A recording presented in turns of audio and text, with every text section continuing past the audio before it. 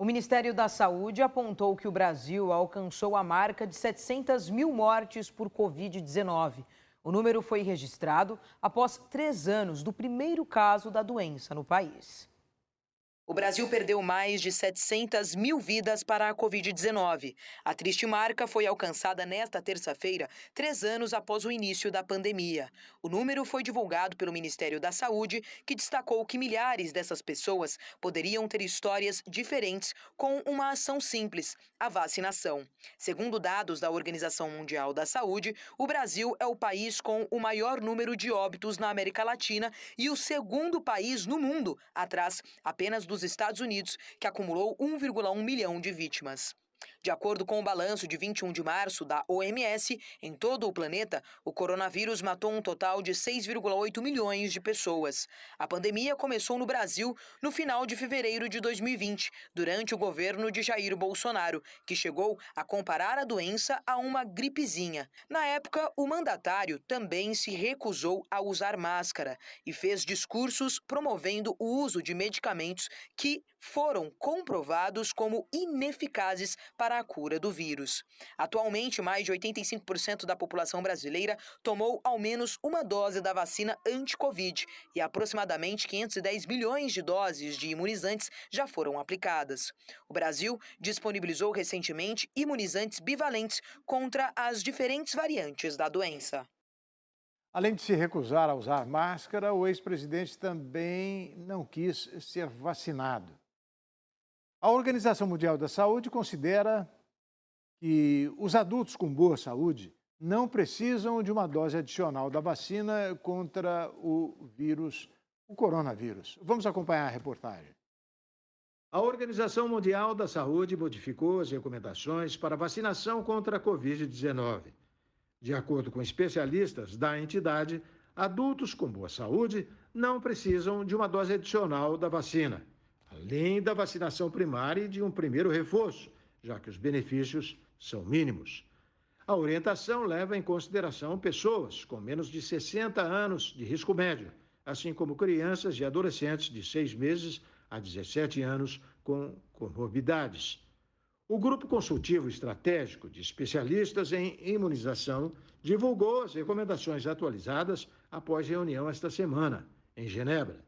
As novas recomendações refletem o impacto da variante Ômicron e do elevado nível de imunização registrado entre a população mundial, devido às infecções e graças à vacinação, portanto. A OMS propôs 3 novas categorias prioritárias para a vacinação contra a Covid, com base no risco de desenvolver uma forma grave da doença ou de morte, alto, médio e baixo.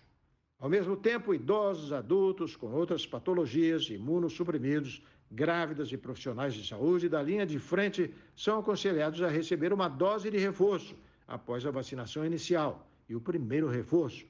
A OMS recomenda um intervalo de 6 a 12 meses entre os reforços, dependendo das comorbidades. Com o alto preço dos ovos de Páscoa, os consumidores buscam alternativas para economizar na data comemorativa. Quem tem mais detalhes é Pablo Lopes, aluno do curso Oficina da Mídia Repórter TV. Os corredores dos supermercados, que antes ficavam cheios de ovos de chocolate e de compradores, agora estão vazios. Prova disso está no caixa, por onde passa de tudo, menos ovo de chocolate. Eu tenho alguns sobrinhos, alguns afilhados, então o jeito vai ser dar uma caixinha de chocolate que sai mais em conta. Vai ser o jeito. A Páscoa está aí, a primeira depois do auge da pandemia.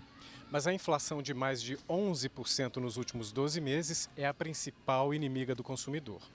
Ovos de Páscoa custando mais de R$80, chegando a ficar 40% acima do preço habitual, assustam quem vem ao supermercado. Tá impraticável, né? Não tem como você comprar só para você o ovo de Páscoa. Eu só compro mesmo se for para sobrinho, porque é para criança mesmo, mas não tem como. Parte desses ovos, eles foram produzidos justamente quando os insumos aumentaram o preço por causa da pandemia.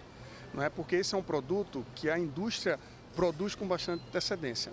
Em cenários de crise, resta ao consumidor buscar ofertas. E isso tem impulsionado os chamados atacarejos, modelo de negócios que já conta com 2.000 lojas no Brasil e que é o escolhido por 66% dos lares do país quando o assunto é a compra do mês, segundo a Associação Brasileira de Atacadistas. O setor tem sido procurado, inclusive, por famílias de maior renda interessadas em produtos com preços mais baixos. Os preços estão bem, assim, absurdos, eu acho, né? Mas, né, como a gente tem as criancinhas aí pequenas, não tem muito o que fazer. E em instantes, acompanhe. Elon Musk e especialistas mundiais assinam apelo para pausar pesquisas sobre inteligência artificial. Almôndega de mamute. Carne é cultivada em laboratório por cientistas em Amsterdã. O RB Notícias volta daqui a pouquinho.